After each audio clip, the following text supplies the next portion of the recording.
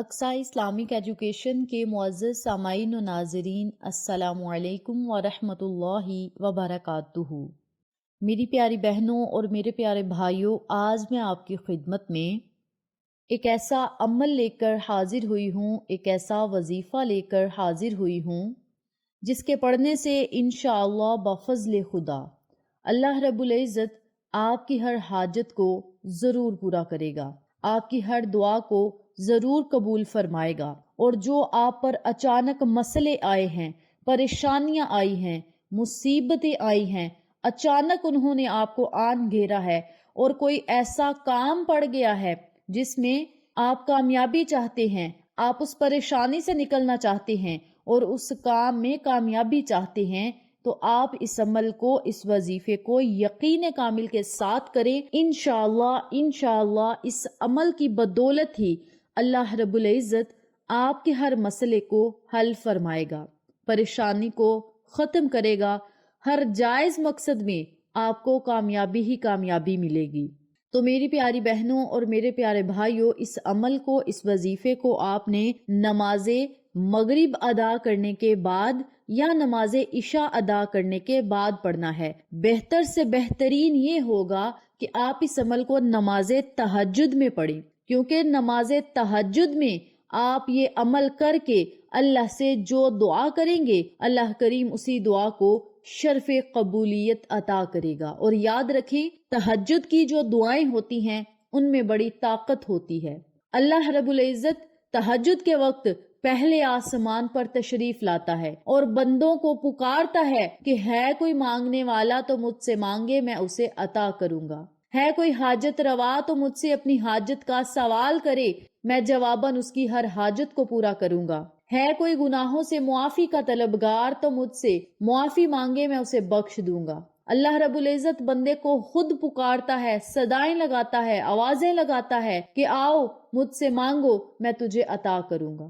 تو یہ ایسا وقت ہے جس میں ہم اللہ رب العزت سے اپنے دل کی باتوں کو منوا سکتے ہیں، اپنی حاجات اور ضروریات کو پورا کروا سکتے ہیں، پریشانیوں کو، مصیبتوں کو ختم کروا سکتے ہیں، مسئلوں کو حل کروا سکتے ہیں۔ یہ ایسا بابرکت وقت ہے۔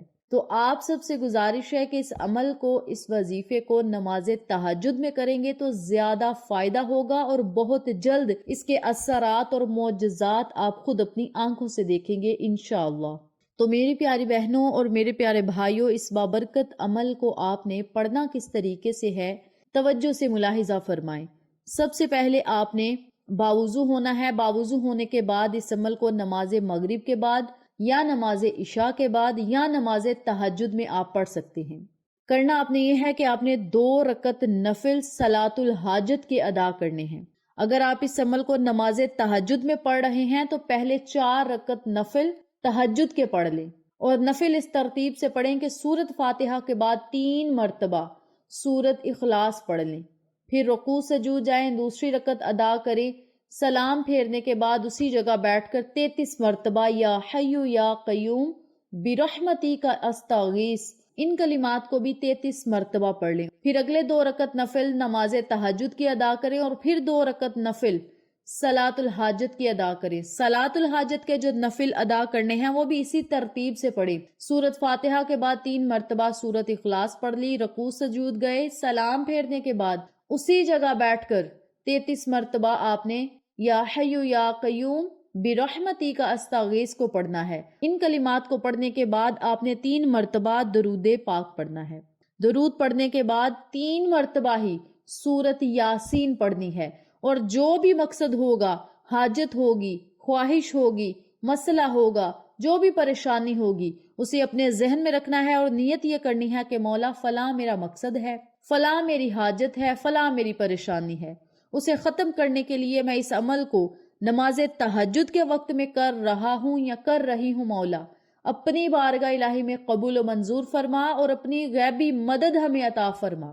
اپنے لفظوں میں آپ نے اللہ سے دعا کرنی ہے، نیت کرنی ہے اور اس عمل کو پھر آپ نے جاری کرنا ہے۔ 7 دن اگر آپ اس عمل کو دہراتے رہیں گے تو انشاءاللہ 8واں دن آنے سے پہلے پہلے اللہ کریم آپ کو خوشخبری عطا کرے گا۔ اور یاد رکھیں اللہ کی رحمت اتنی وسیع ہے کہ جب جوش مارتی ہے تو ہو سکتا ہے آپ کا کام 2 دن میں ہو جائے، ہو سکتا ہے آپ کا کام 4 دن میں ہو جائے یا 7 دن میں ہو جائے۔ یہ جب اللہ کو منظور ہوگا تب ہونا ہے، لیکن 7 دن کے اندر اندر شرطیہ اللہ رب العزت آپ کے ہر مسئلے کو حل فرمائے گا۔ اور اس عمل کو یقین کامل کے ساتھ پڑھیں اور کسی کو نہ بتائیں کہ میں یہ عمل کر رہا ہوں یا کر رہی ہوں، بس اللہ رب العزت کی رضا کے لیے یہ عمل کریں اور سارا معاملہ سپرد خدا کر دیں۔ اللہ کریم آپ کو ضرور عطا کرے گا انشاءاللہ۔ اس بابرکت عمل کو آپ خود بھی پڑھیں، اپنے پیاروں کے ساتھ، جاننے والوں کے ساتھ ضرور شیئر کریں تاکہ تمام لوگ اس وظیفے سے مستفید ہوں، ہم سب کو صدقہ جاریہ کا ثواب ملتا رہے۔ انشاءاللہ پھر کسی نئے وظیفے یا اچھی معلومات کے ساتھ آپ کی خدمت میں حاضر ہوں گے، تب تک کے لیے اجازت دیں۔ السلام علیکم ورحمۃ اللہ وبرکاتہ۔